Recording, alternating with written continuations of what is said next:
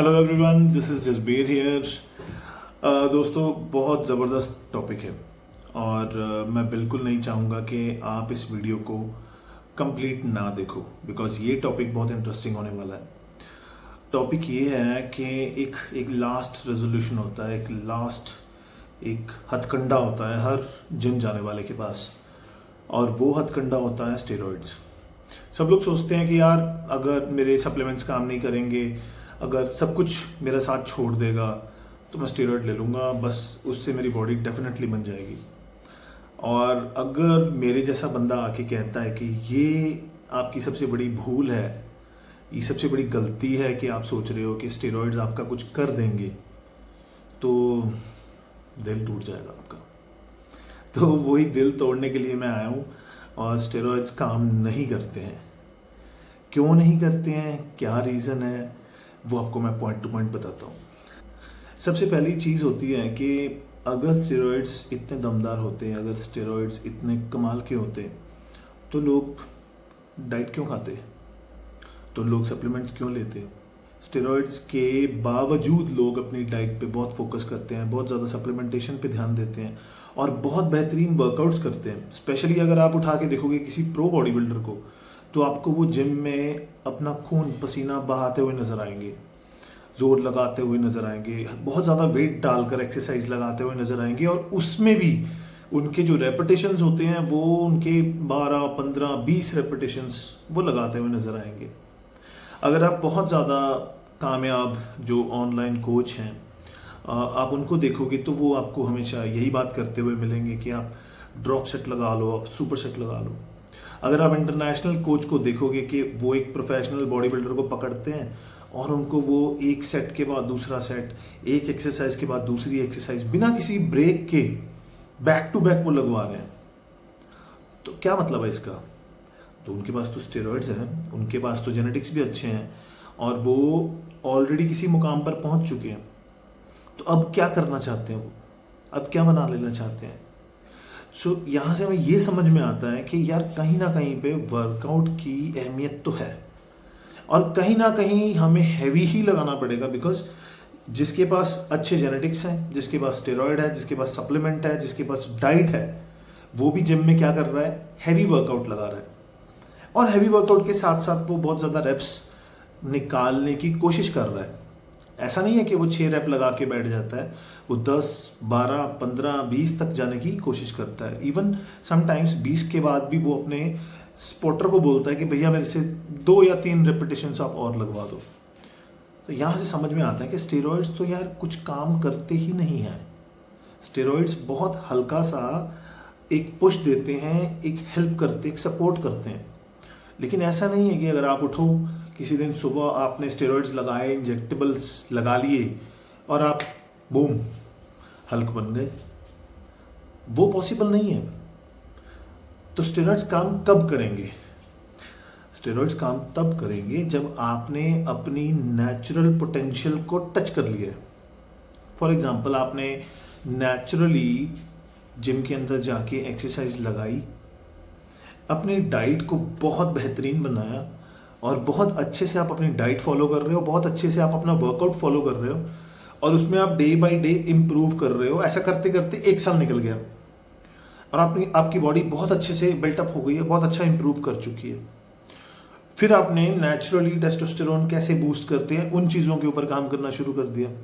आपके natural testosterone boost होना शुरू हो गए, थोड़ी सी ग्रोथ आपको और मिली, आपने थोड़े सप्लीमेंटेशंस इंट्रोड्यूस करे, सप्लीमेंट्स के बारे में जाना, पढ़ा, समझा, उनको अच्छे से इम्प्लीमेंट किया अपनी डाइट में, अपने प्रोटोकॉल्स में। वहाँ से आपको और पुश मिल गया, आप और इम्प्रूव कर गए। फिर आप सोचते हो कि नहीं, मुझे तो प्रोफेशनल बॉडी बिल्डिंग में जाना है और मैं जो कर सकता था मैंने पिछले 2, 3, 4 या 5 साल में नेचुरली जो भी पॉसिबल था मैंने सब किया। तब आप कह सकते हो कि हाँ ठीक है यार, अब मैं स्टेरॉइड्स के बारे में सोच सकता हूँ, बशर्ते कि आपको कॉम्पिटिटिव बॉडी बिल्डिंग में जाना है। ऐसा नहीं है कि आपको बॉडी बना के बस गली मोहल्ले में 2-4 लोगों को डराना है। अगर आपको 2-4 लोगों को डराने के लिए बॉडी बनानी पड़ रही है, फिर तो भाई कोई फ़ायदा नहीं है। फिर तो लक लानत है, जैसे कहते हैं पंजाबी में। So the thing is steroids they don't work on their own. जब आप स्टेरॉइड्स के बारे में सोचते हो, जब आप सोचते हो कि मुझे स्टेरॉइड्स लेने हैं, तो आप क्या सोचते हो? शायद बहुत सारे लोग सिर्फ ये सोचते हैं भैया मेरा 1 महीने का स्टेरॉइड जो है वो 10,000 का आ जाएगा, तो बस इतना ही खर्चा है। ये गलत है। स्टेरॉइड्स का अगर 10,000 का खर्चा है तो आपकी डाइट का भी 10,000 का खर्चा है, सप्लीमेंटेशन का भी खर्चा है। तो you have to be very discipline also.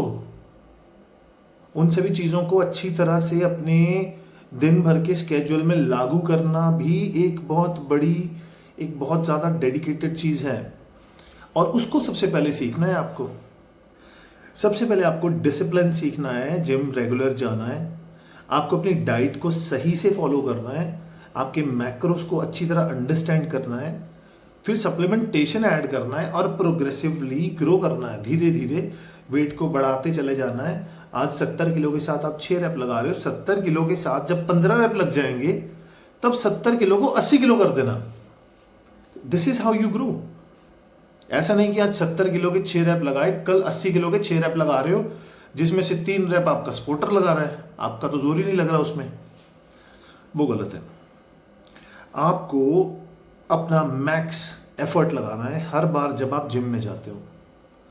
Her bar gym में आपको जाना है अपने पैरों पे और आना है रिक्शे में। मतलब कहने का ये है कि इतना टूट जाना है जिम के अंदर, इतना अपने शरीर को अच्छी तरह से टॉर्चर करना है, इतना पुश करना है अपने आप को कि आपकी बॉडी को मजबूरन ग्रो होना पड़े। और फिर आप उसको जब न्यूट्रिशन दोगे, प्रोटीन दोगे, विटामिन्स, मिनरल्स और सभी चीज़ों को अच्छे से रखोगे तो आपकी बॉडी ग्रो होगी ही होगी। उसमें किसी तरह की कोई बाधा नहीं आ सकती है। और जब ऐसा चलता रहेगा, किसी एक पॉइंट पे जाके कुछ समय के बाद एक समय आएगा जब आप सोचोगे कि हाँ मुझे कॉम्पिटिटिव बॉडी बिल्डिंग में जाना चाहिए, सिर्फ तभी आप स्टेरॉइड्स का सहारा ले सकते हो। और तब जब आप सहारा लोगे स्टेरॉइड्स का तो वो हेल्प करेंगे, वो आपको आगे बढ़ने में हेल्प करेंगे। लेकिन अगर आपने 1 महीना पहले जिम शुरू किया और आज आप बैठ के सोच रहे हो कि चलो मैं स्टेरॉइड्स शुरू कर लेता हूँ, ये सबसे गलत तरीका है। This is very wrong. तो बस दोस्तों यही मेरा मैसेज था कि स्टेरॉइड्स काम नहीं करते हैं। ऑनेस्टली स्पीकिंग, काम किसी भी चीज़ से लेने के लिए आपको उस मुकाम तक पहुंचना पड़ेगा। एक सिंपल सी बात बताता हूँ। आपके पास कार होगी या बाइक होगी, क्या आप उसे स्टार्ट करते ही तीसरा या चौथा गियर डाल दोगे? मतलब आप बाइक पे खड़े हो, सीधा स्टार्ट करते ही आप 4th गियर डाल दोगे? आप डालोगे 1st गियर, उसमें से थोड़ा चलाओगे, फिर 2nd गियर डालोगे, फिर 3rd आएगा, फिर 4th आएगा। तो इसी तरह से हमारी बॉडी बिल्डिंग है, इसी तरह से हमारी फिटनेस है।